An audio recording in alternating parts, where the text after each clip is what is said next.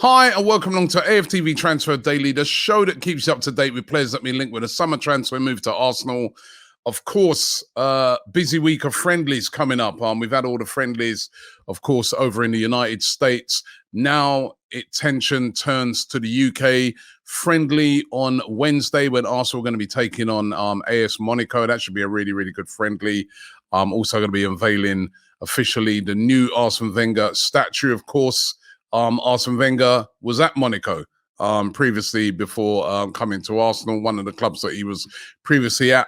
And then, of course, next week, Sunday, only a week away, Arsenal are going to be taking on Manchester City in the Community Shield, which is always the sort of season opener. Big game, even though it really is a friendly, but it is for a trophy. So that's next week, Sunday.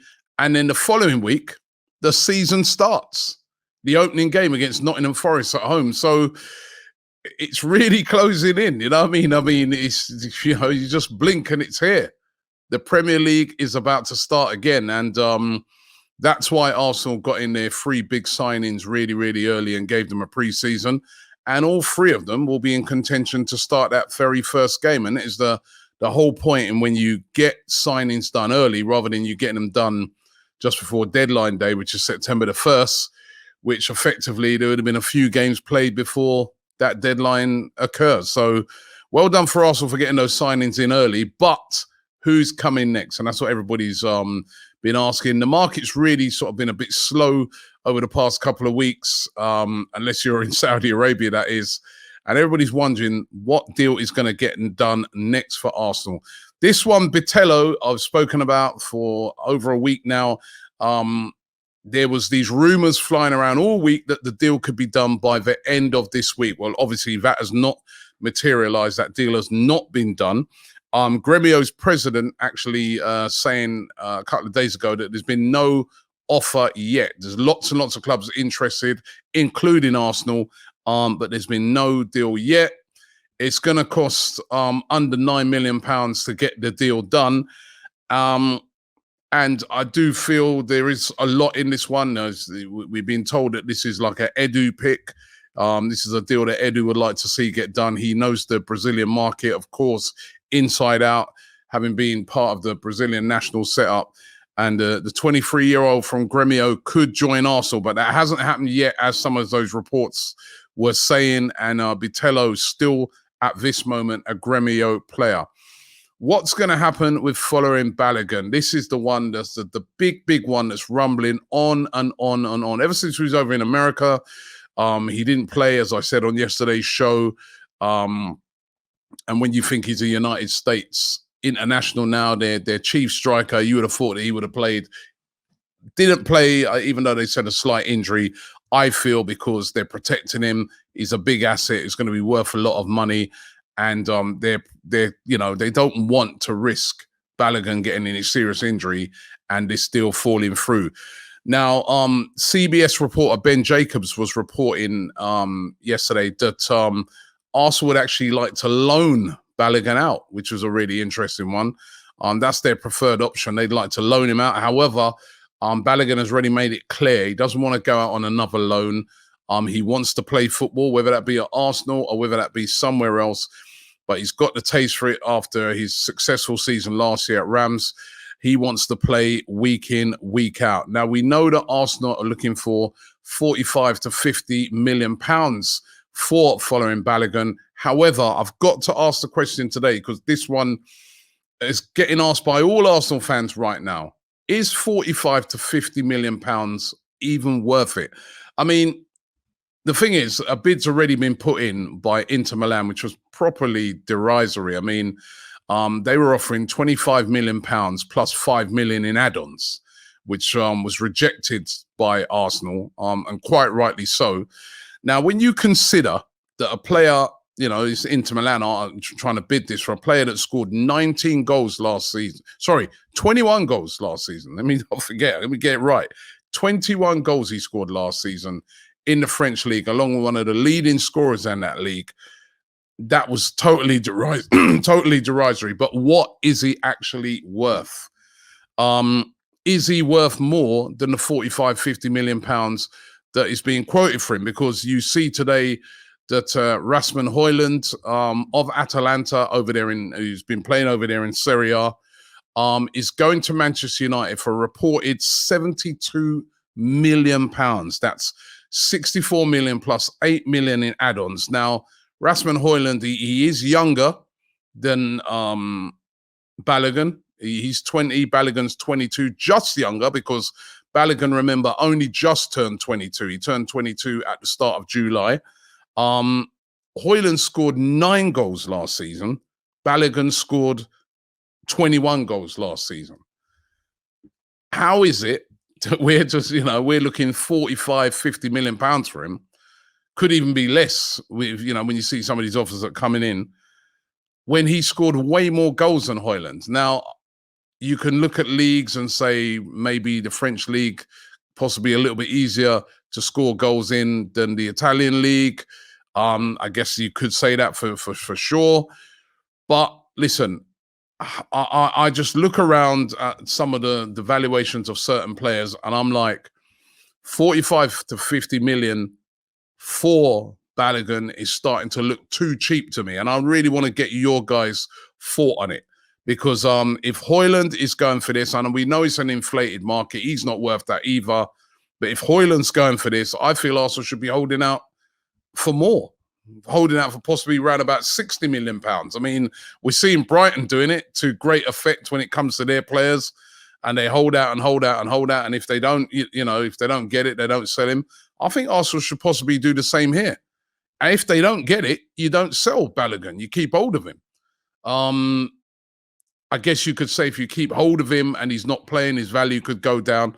But I really don't want to see Balogun sold on the cheap, especially when we're considering to get players like Kudos and this, and these guys are being valued at 40 to 50 million pounds as well. So want to get your opinion on that one. Really, really want to get your opinion. And I want to get your opinion on this one as well. Kylian Mbappe. Normally, we've been talking about it, mentioning it, over the past few weeks, interest that Arsenal could possibly have. The fact that Kylian Mbappe said that, if he played for a club in England, it would be Arsenal. He loves Arsenal. Now, rumours going around today that Liverpool are ready in a bid to take Kylian Mbappe on loan for 1 season to Anfield. Now, the Mbappe situation's a right mess, as we know. Kylian Mbappe, he's got 1 year left on his deal at Paris Saint-Germain. At the end of that deal, he's already announced that he's going to be leaving. He's not signing a new contract. He's refused to do that.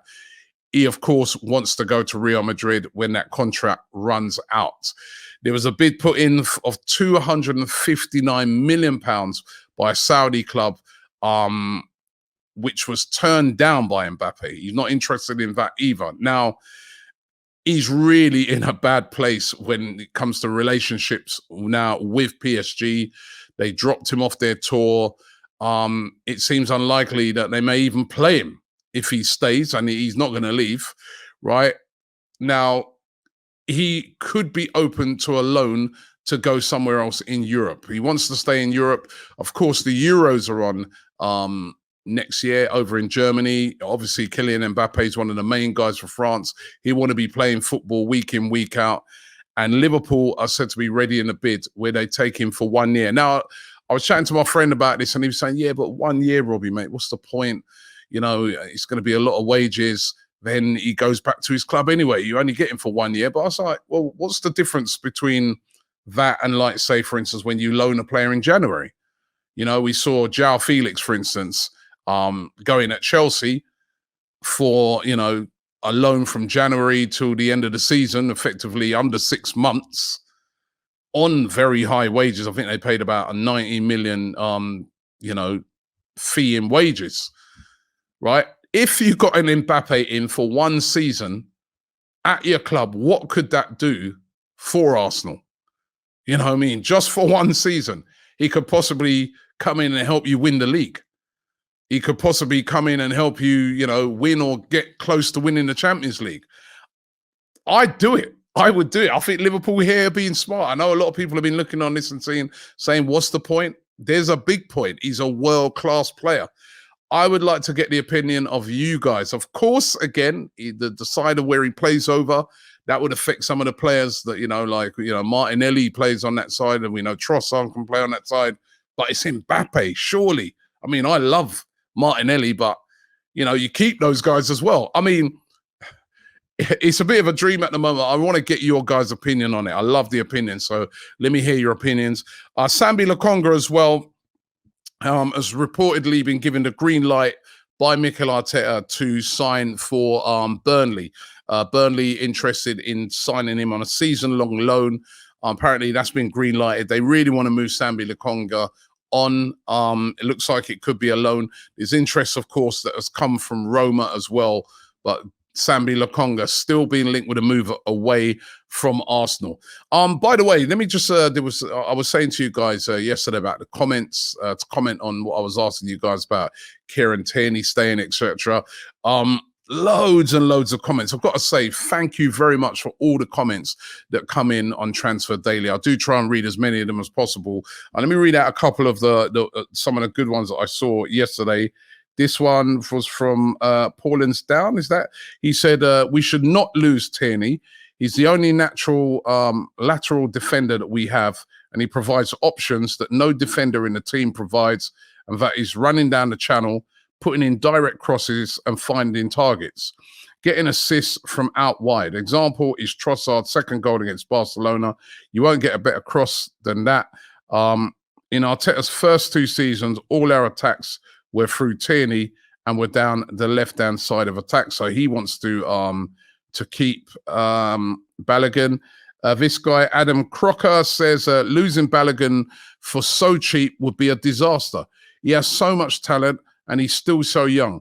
Osimhen, he makes a great point here now. Listen to this. He says, Osimhen got 13 goals in his last season in France and commanded an 80 million euro transfer fee. And that was 3 years ago. Balogun scored more goals in France last season, and the market is more inflated. So if we sell him, it needs to be for huge money, as goal scorers are becoming harder to come by nowadays. Eddie has been given a chance. Balogun needs to get his. And this one here from Matty Bennett, he says, Tierney's mentality is spot on. Rather than throw his toys out of the pram, he's extra motivated. We need to keep players like this.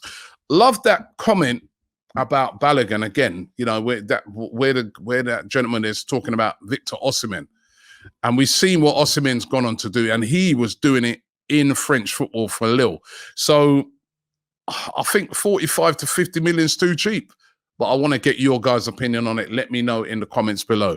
Thanks for watching the show. Don't forget, we're going to be covering the friendly on Wednesday against Monaco. Going to be down there outside the ground interviewing fans. We're also doing a big watch along to it.